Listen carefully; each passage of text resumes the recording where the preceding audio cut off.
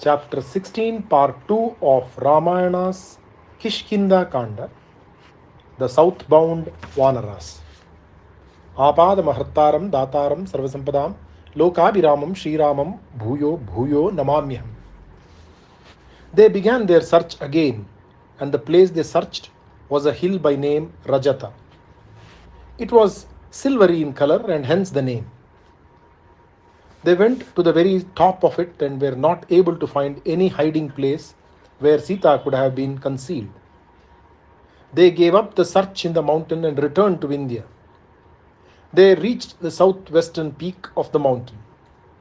They realized that the time had expired within which they had to return to the city of Sugriva. Desperately, they tried once again.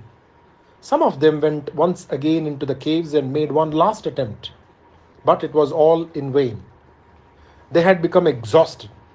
They had reached a stage where thirst and hunger were torturing them. Tired out and listless, they looked around desperately for a sight of water, if not fruits. They came upon a cave which they had not seen before. They looked at the opening of the cave. They tried to enter it, but it was crowded with creepers and trees. They stood still, and while they were disputing as to what they should do, they saw water birds flying out of the mouth of the cave, and their wings were still wet with water. And a strange perfume assailed their nostrils, and they found that it was a very pleasant one.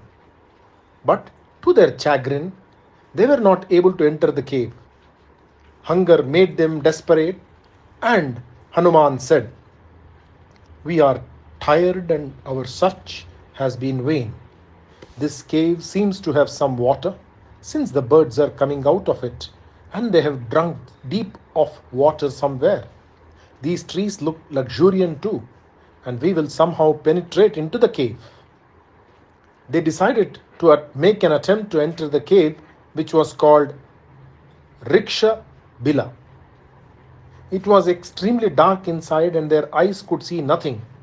No sunlight could enter there, and the darkness was palpable. Each monkey held on to the arm of the other, and forming a long chain, they felt their way inside and proceeded step by step. In spite of the difficulty, they went on, and they covered some distance in that oppressive darkness. They suddenly came upon a brightness which was unearthly. They had traversed a yojana inside the cave, and they were desperate for water and for some hope. They saw light. They saw a celestial garden. No other word could describe it. Trees of all types were there. Some were bearing flowers and some fruits. But these trees were golden in hue, and obviously they were not of this earth. There were ponds which were filled with clear water, which gleamed like clusters of gems. They saw mansions which were beautiful and lofty, with white gleaming fronts, and they were like silver castles. Amazed at the sight, the Vanaras entered one of the mansions with noiseless steps. There was nothing but brightness everywhere. Gems and golds were to be found all around the place. While they were wandering around the place, they saw a woman. She was an ascetic, and she was dressed in tree bark and deer skin. They stood silent and stared at her without speaking a word. Hanuman was the first to recover himself, and folding his palms together, he greeted her and said, "We are in the dark as to where we are, and we would like to know who you are and what this cave is.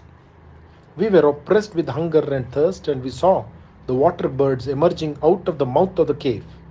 Hoping to find some water, we managed to traverse a distance of a yojana, and finally we have come across this divine garden, and we are perplexed. Whose tapas has wrought this miracle here? You must tell us, as we are very curious." The ascetic replied, "One of the asuras, maybe by name, Maya by name, created this garden with the help of his divine powers. He was the architect of the asuras. He had gained this knowledge by the favor of Brahma, who gave him proficiency in architecture which has been the wealth of Ushanas. Maya lived here for a while. Because of a quarrel about a woman, Indra killed him with his Vajra. The girl in question, Hema by name, was given these gardens and palaces as a gift by Brahma. I am the daughter of Meru Swarani, Savarni, and my name is Swayam Prabha. I have been appointed as the guardian of this garden. Hema is my good friend. Now tell me who you are and what reason has prompted you to enter this dreadful forest and this cave which is not meant to be seen by anyone.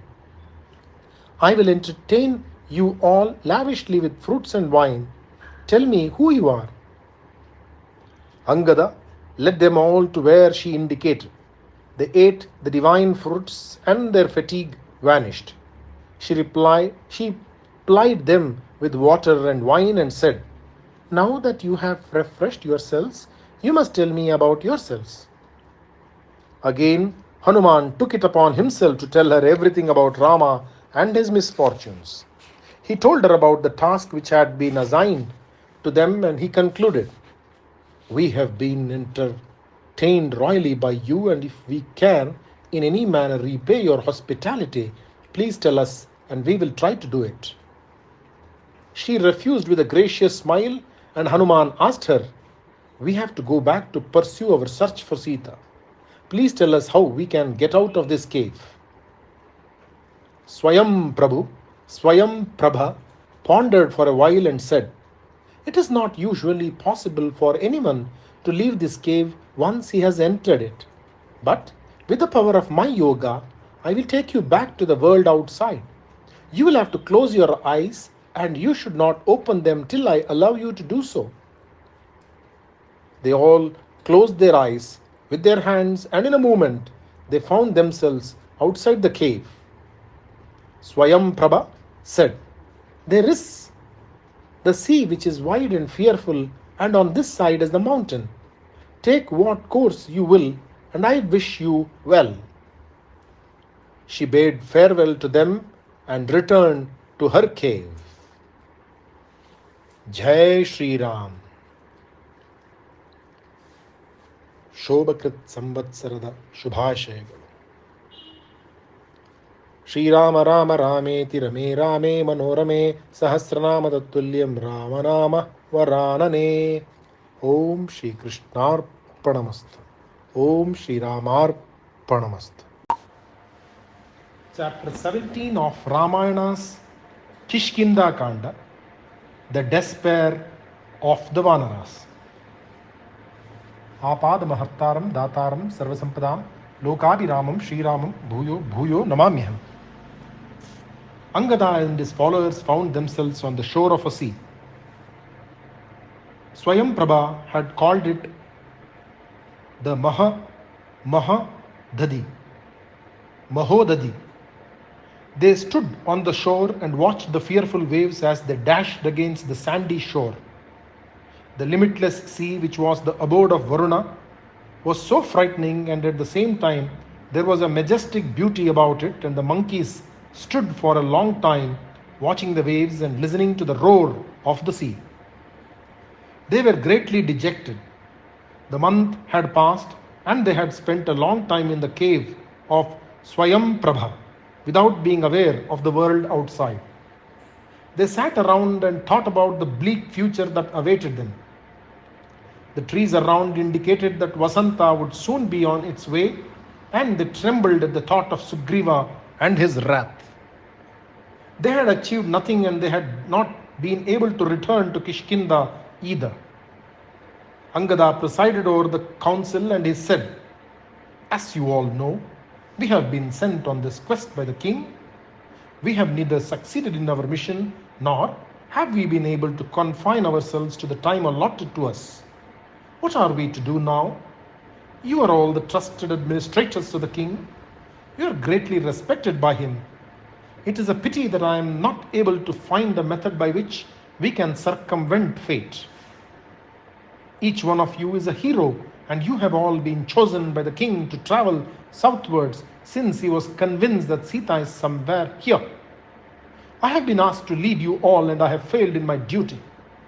the duty which had been assigned to me. I am sure that death is the certain punishment for those who have not been able to follow the king's commands. As I said before, the time allotted to us is over and we are under the sentence of execution if we go back to Kishkinda. I know my king.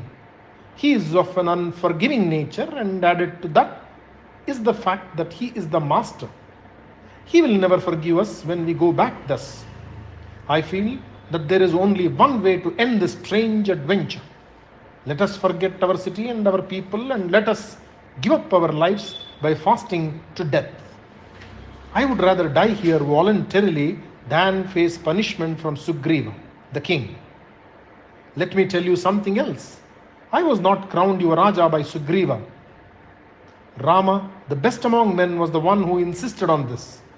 The king has no affection for me, and when he gets the chance, he is sure to kill me. He will take full advantage of the situation and punish me severely. There will be no one there to help me, and my well-wishers will be surely looking on helplessly when I am punished. I have decided to avoid all that and shed my life here on the seashore.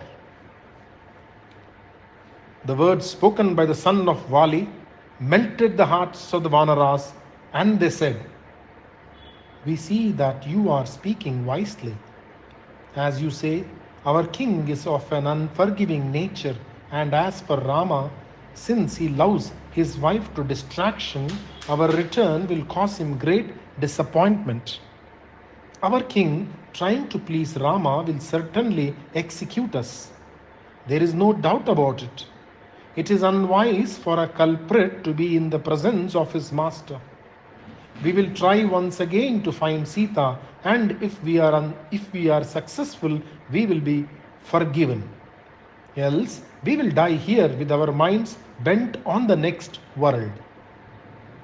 Thara, one of the leaders, said, "It is not befitting that we should give way to despair and lose our lives. Let us go back to Rishabila, the cave where we spent such a happy time. We will live there forever. It has been fashioned by Maya, and we have enough food there to last us for a lifetime. We can live without being afraid of the king. Why, even Indra or Rama cannot touch us there, since it is a magic city." The others looked at him and then at Angada as if to ask, "If you are agreeable, we would like that kind of life. We can live without fear of punishment." Hanuman, however, was worried. He knew that Angada, the prince, was a wonderful youngster endowed with rare qualities, and he did not want him to despair. Angada was like the moon at the beginning of the brighter fortnight, a crescent with promises of becoming a full moon very soon. He was extremely brave, and his wisdom was that of Brihaspati. He was like his father in his courage and valor, and such a prince was now despondent enough to think of ending his life. Hanuman himself, who was wise beyond words, did not want the prince to adopt the line of least resistance by agreeing to the suggestion of Thara. Jai Shri Ram. Shri Rama Rama Rameti Rame Rame Manorame Sahasranama Tattulyam Ramanama Varanane. Om Shri Ramarpanamastu. Chapter 17, Part 2 of Ramayana's Kishkinda Kanda, the despair of the Vanaras. Apad Mahartaram Dataram Sarvasampadam Lokabhiramam Shri Ramam Bhuyo Bhuyo Namamyam. Of the four ways of influencing people, Sama, Dhana, Beda and Danda, Hanuman decided to use the third, Beda. He said, "My dear child, you are as valiant as your father, if not more. You are as capable as your father was of ruling the kingdom. And yet, true to your nature, you are being too trustful. The minds of men, and especially those of monkeys, are well known for their fickleness. These comrades of ours may agree to your suggestion now about living in the Rikshabila, but soon they will not like to be away from their wives and children. As for the army which we have brought with us, some of them will not be willing to follow the suggestion of Tara.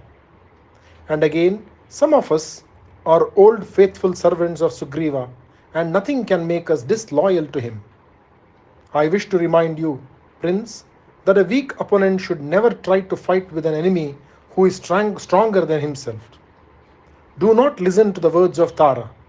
The cave will not be a sanctuary to us.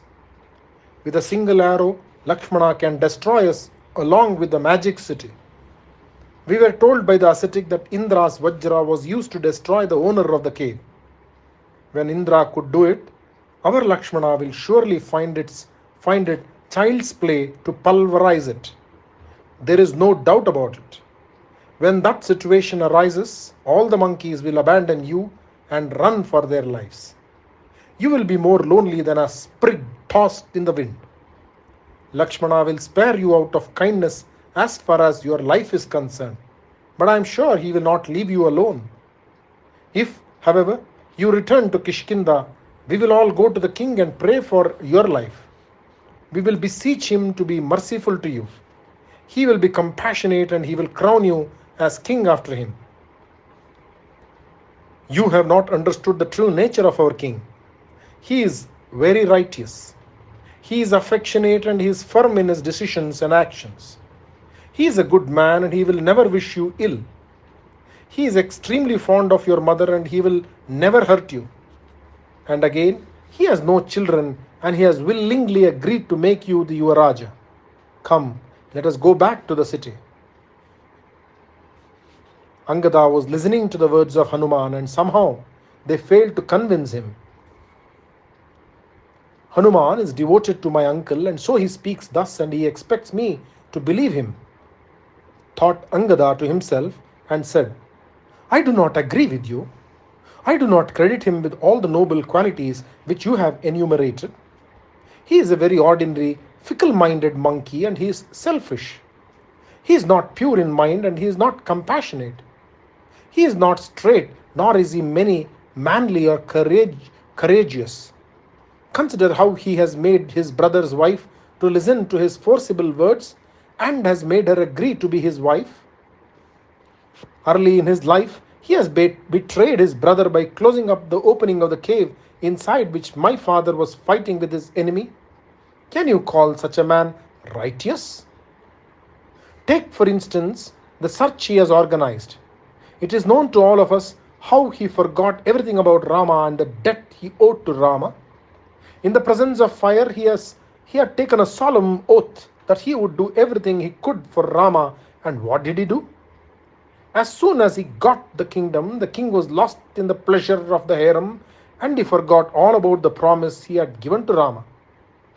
It was only out of fear for Lakshmana and the twang of his bowstring that my worthy uncle woke up from his drunken sleep.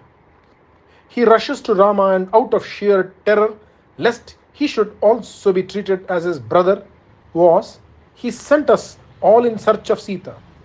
How can I have trust in such an ingrate? Perhaps he will spare my life for the sake of my mother, but he is sure to imprison me and torture me. I am sure of it. I have made up my mind. I will not go back to Kishkinda. Let us sit here on the seashore and cast off our lives. If anyone is willing to join me, you are welcome to do so. As for me, I am prepared to do Prayopavesha here. If you wish to go back, you can all go. Please go back and salute the Kosala princes first and then my uncle, the king. Tell them about me. Then tell Rama and after that my mother Tara. It is up to all of you to comfort her. She is very unfortunate. She will not be able to bear this news and perhaps she will die when she hears of my death. Angada was now sobbing openly and the elders looked on with pity at the young prince. He spread dharba grass and wept as he did it. And with tears flowing from his eyes, he lay down on it with his mind bent on death. All the monkeys cried with sorrow in their hearts. They all sat down too, on the sand and decided to join the prince. They touched water with their hands and sat down to die. They sat on the sands and they looked back on the many events which had led to their present sad condition. They spoke of Rama, of his exile to the forest, of the death of Dasharatha, of the travels of the princess with Sita in Dandaka, of their abode in Panchavati. They talked of the destruction of the Rakshasas in Janasthana and of the abduction of Sita. They were relating to themselves the death of Jatayu, the killing of Vali, Rama's anger, and all the many events which finally culminated in their end on the seashore. Their voices were carried by the wind, and the story of Rama was echoed from the surroundings. Jai Shri Ram. Shri Rama Rama Rameti Rame Rame Manorame Sahasranama Tattulyam Rama Nama Varanane. Om Shri Ramarpanamastu. Chapter 18 of Ramayana's Kishkinda Kanda, Sampati, the Old Eagle. Ramaya Ramabhadraya Ramachandraya Vedase Raghunathaya Nathaya Sitaya Pataye Namaha. In a cave in the mountain nearby lived a great eagle by name Sampati. He was famed for his age, his early valor when he was a youth. Sampati was the brother of Jatayu. He saw from his cave the monkeys seated on the sands and he was happy. He came out to the cave and approached the monkeys. He told himself, "Instead of my seeking food with great difficulty, it seems to me food has sought me out on and has come within my reach without my striving for it. After a long period of starvation, this food is doubly welcome." He thought he was talking to himself, but because of his age, he did not realize that he was talking loudly, and Angada heard his words. He was sorely tried and he told Hanuman about the intention of the eagle. "Look, this Yama himself, who has assumed the form of an eagle, we are indeed unfortunate. Our quest was fruitless. We have wasted all our time and now this new danger is threatening the monkeys. What an unexpected misfortune!" All animals and birds loved Rama. Take for instance Jatayu. The sight of this eagle brings to my mind the other eagle, Jatayu. Rama did his duty as far as Jatayu was concerned. Jatayu cared not for his own life but tried to help Rama and in the process lost his life. Even so, we have tried to help Rama and we could not succeed in our attempt, and in the process we are also about to lose our lives. Even so, we have the satisfaction of knowing that we have helped him. We are not as fortunate as Jatayu was. However, since he was fortunate enough to be killed by Ravana, and he thus escaped the anger of Sugriva. When I try to trace the misfortune of our group to its source, it all goes back to Kaikeyi. It is because of her that all this happened. Angada was talking disjointly, and the eagle was hearing all the words spoken by him. He could not follow it at all and was bewildered by the many names which sprinkled the long narrative of someone named Rama. But he heard several times the name Jatayu and he was eager to hear about it. He called out in a powerful voice, "I want to know who it is who is talking about the death of Jatayu. Have I heard right? My mind is faltering at the news that Jatayu is dead. He is my dear brother. After eons of time, I am hearing the name of my brother spoken by someone. Will you tell me how he died? What is all this about the fight between him and a Rakshasa? I am not able to move fast and I am not on the slopes of the mountain. Will you help me descend to the ground? I am very happy to hear praises of my brother and want to hear more about him." The monkeys were suspicious at the beginning. They were not willing to trust the eagle. But the noble-minded prince Angada came to where the eagle was and spoke to him. He told him about his father and his uncle. He spoke about the coming of Rama and the change in the fortunes of many because of the exile of Rama. He spoke in detail about the eagle by name Jatayu, about how Rama met him in the Dandaka forest, and about how valiantly he fought to rescue Sita from Ravana. Sampati told them who he was, and again and again, and his eyes were shedding tears as he listened about his brother. He was told how Jatayu died and how Rama was the one to cremate him and dispatch him to the land of Pitras. The story continued and was brought up to the moment when he and his companion had to give up their quest in sheer despair. "It is as fruitless as searching for the sun's glory during the night," said Angada. Sampati was listening, and now tears flowed without restraint from his old eyes. He said, "My dear Vanaras, I am greatly grieved by the story I have heard. The eagle Jatayu, who was killed by Ravana, was my younger brother. I would have flown with eagerness to where Ravana is to avenge the death of my brother, but I am helpless because of my old age and because I have lost my wings. That is why I am silently weeping for my brother without doing anything about it." Sampati was sobbing with grief, and the monkeys came, all of them, and stood around him, propelled by curiosity. He saw their eager faces, and looking at Angada and the leaders like Hanuman, he told them the story of his life. "Long ago," he said, "long ago, when the powerful Vritra was killed by Indra, we were youngsters. We would vie with each other in everything, and once we wanted to find out which of us could fly faster towards the sun, who was bathed in his glory. We flew fast in the sky, and higher still and higher we flew. When the sun had reached the zenith, my brother Jatayu became tired. He was faint with weariness, and his tender body could not bear the heat of the sun. I rushed to his assistance, and with my wings I covered him up, and we descended downwards. I fell on this portion of the Vindhya peak with my wings scorched and broken. I could not move, and I did not know what became of my brother, not until now."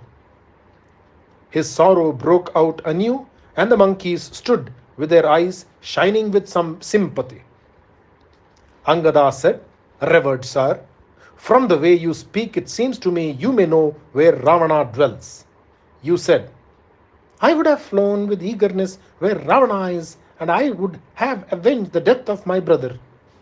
Can you tell us where he is? You will be saving lives of all of us if you do." Sampati said, "I am an old eagle without his wings, and still I can help Rama with my words. I have seen many great events during my lifetime. I have seen all the three worlds and all the oceans. I have seen the Vamana Avatara of the Lord when he measured the three worlds with his blessed feet. I saw the ocean milked for the purpose of getting nectar out of it. I will at once help Rama. I am compelled to do so.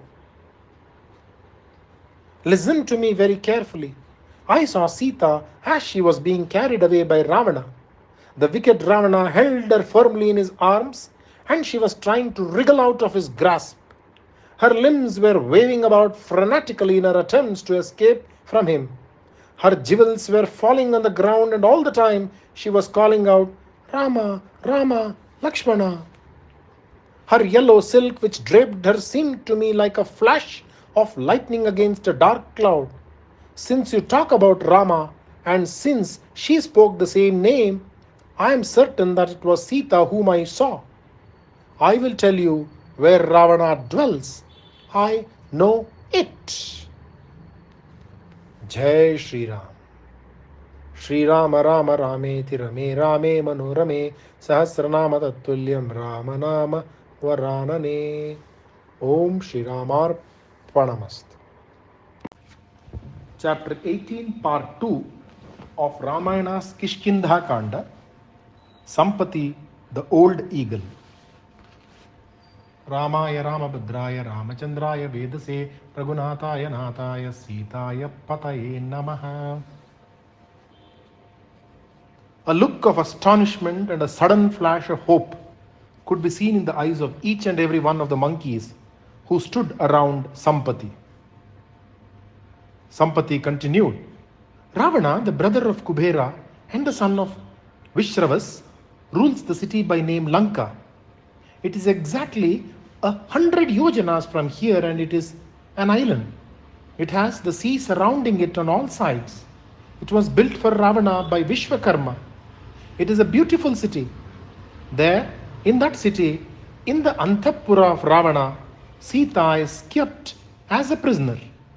Her heart is full of sorrow, and she is surrounded by Rakshasis, and I can see her.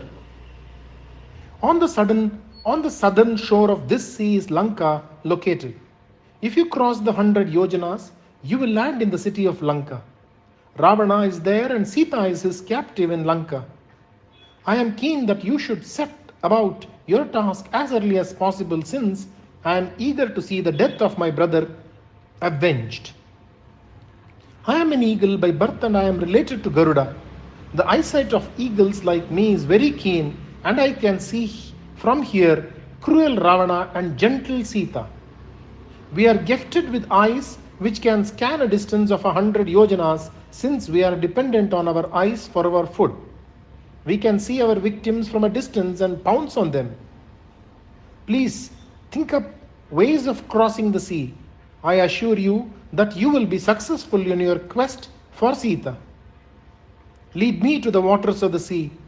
I desire to offer tarpana to my dead brother. The monkeys were elated at the sudden change in their fortunes, and with glad hearts they led the old eagle to the shores of the sea. After offering tarpana to Jatayu, he returned to his old spot, and they sat around him to hear more. Sampati said, I will tell you how I came to know about the incident. As I told you before, I have been living on this peak for thousands of years, helpless and depending on others for my food. I have a son by name Suparshava, and he tends me carefully as he would a child. He brings me food regularly, and so I live. I need not tell you that eagles are well known for their insatiable hunger. One day, my son did not bring me food even when the sun had reached the western rim. I was waiting impatiently for my food, and my son did not bring it to me. Later in the evening, he came without any food for me. I was angry with him, since hunger held me under its sway. He waited patiently for me to stop talking and then said, I went to the Mahendra hill with a view to bring you food, and I was planning to capture several creatures after hunting there. I then saw a Rakshasa who was dark, and he was carrying in his arms a beautiful woman, as beautiful as the sun at dawn. Seeing me blocking the passage in the mountain, he spoke to me in a very humble voice and asked me to make way for him. So I stood looking at him.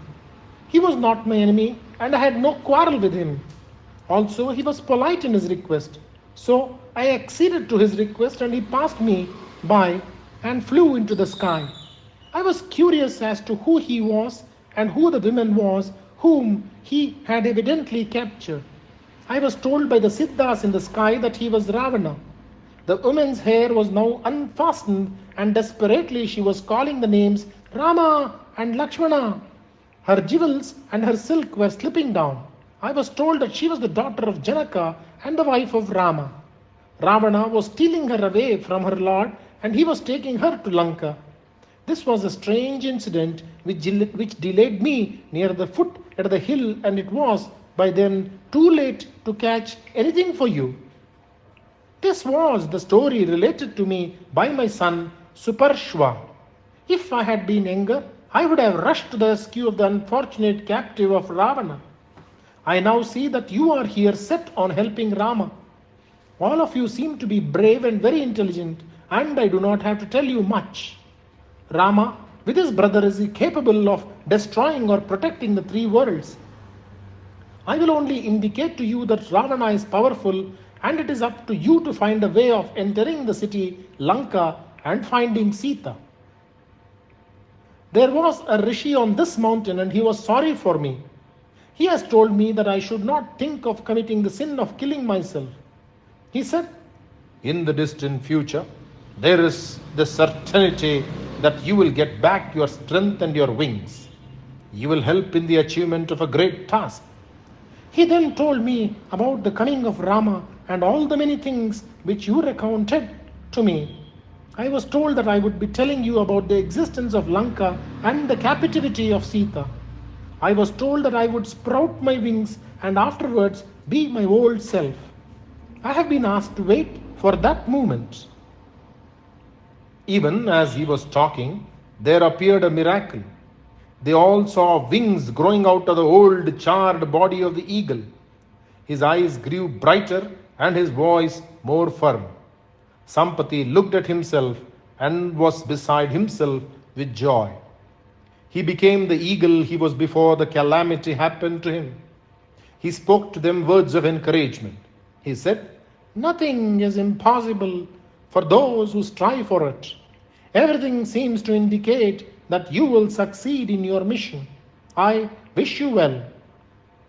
Like all other young eagles, Sampati rose in the sky and flew higher and higher until he was lost to their view. They looked at each other in wonder. Jai Shri Ram. Shri Rama Rama Rameti Rame Rame Manorame Sahasranama Tattulyam Rama Nama Varanane. Om Shri Ramarpanamastu. Chapter 20 of Ramayana's Kishkinda Kanda, the greatness of Hanuman. Shri Ramaya Ramabhadraya Ramachandraya Vedase Raghunathaya Nathaya Sitaya Patahe Namaha. Jambavan went to Hanuman and said, "Hanuman, why are you sitting thus, alone, silent and dejected? How is it you do not realize that you are as valiant as Sugriva the king, or Rama or Lakshmana? You must have heard of Gururaja, the son of Vinatha, and Arishtanemi. He is famed for his strength, for the speed with which he can fly, for the beauty of his wings, which has earned for him the name Suparna. I have seen him fly in the sky and suddenly swoop down into the sea and pick up a water snake in his beaks. I am telling you that the powerful wings of Garuda are not to be compared with the strength of your arms. Your strength, your wisdom, your valor, and your good nature are superior to those of everyone else in this entire world. Do you not know yourself? Your mother is the beautiful Apsara who is born as Anjana.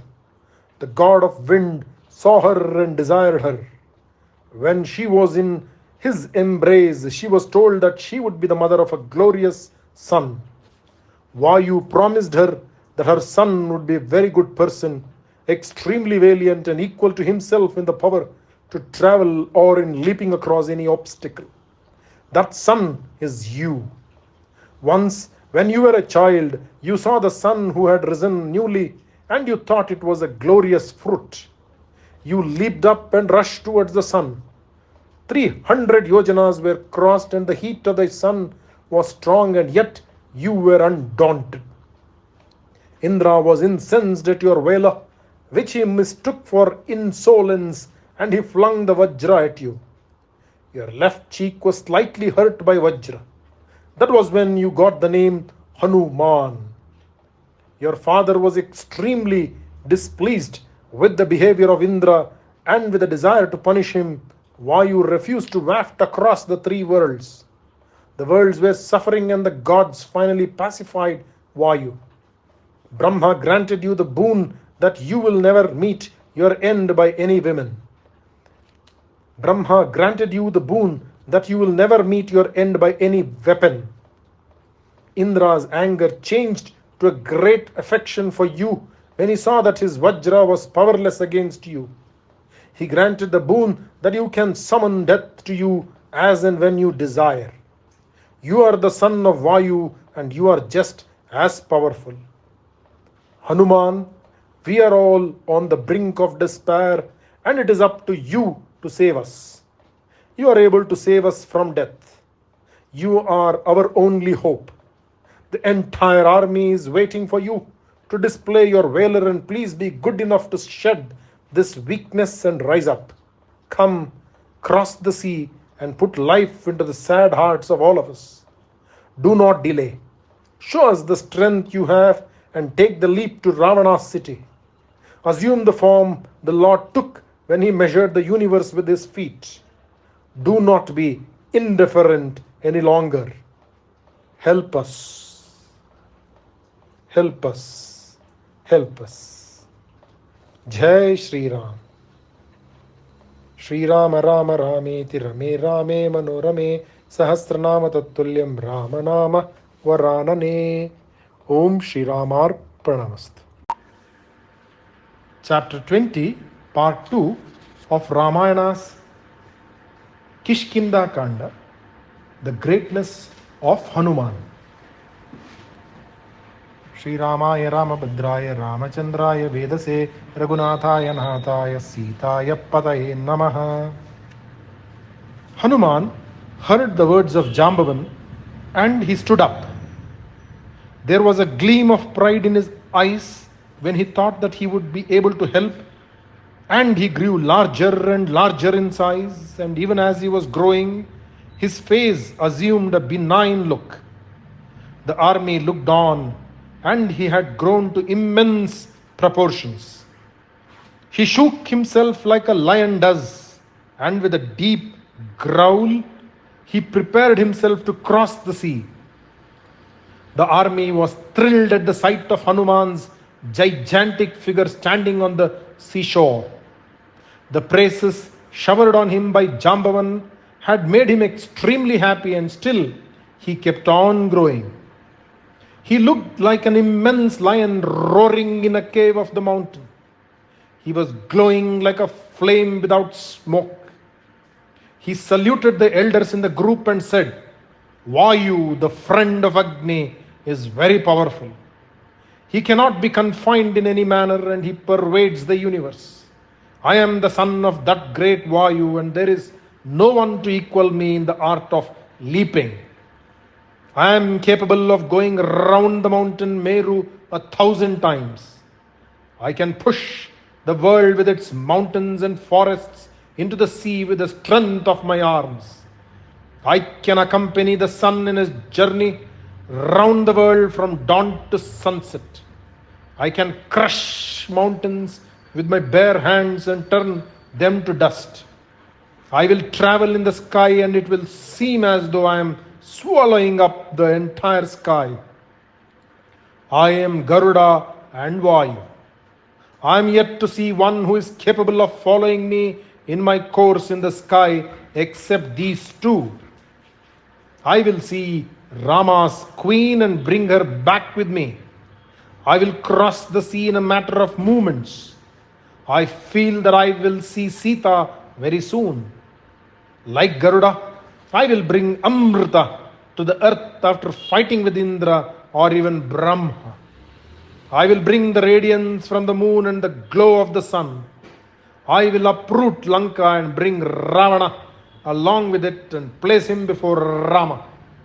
My mind is made up. I will go now." Amazed at the display of strength, the monkeys were jubilant as though they had already seen Sita. Jambavan said, "Hanuman, a great tragedy has been averted because of you. All of us will pray that your task will be concluded with success. May you cross the sea without any mishap. We will be waiting here for your return. All our lives are in your hands." Hanuman said, "The earth will not be able to bear the force when I take the leap into the sky. I will ascend this Mahendra mountain, which is made of hard rocks. Its peaks are wide and firm.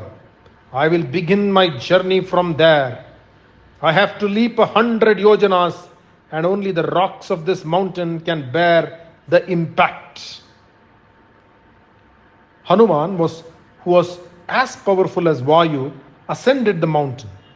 His strides were so firm that the mountain seemed to reel under the weight. He had a set purpose in his mind, and he was bent on working up a speed even as he began his journey. In his mind, he was already in Lanka. Jai Shri Hanuman. Jai Shri Ram. Manojavam Marathatulya Vegam Jitendriyam Buddhimatam Varishtam Vatatmajam Vanarayutamukyam Shri Rama Dutam Shirasanamami Shri Rama Dutam Manasa Smarami Shri Rama Rama Rameti Rame Rame Manorame Sahasranama Tattulyam Rama Nama Varanane. Iti Shri Kishkinda Kanda Samaptihi. Om Shri Ramarpanamastu.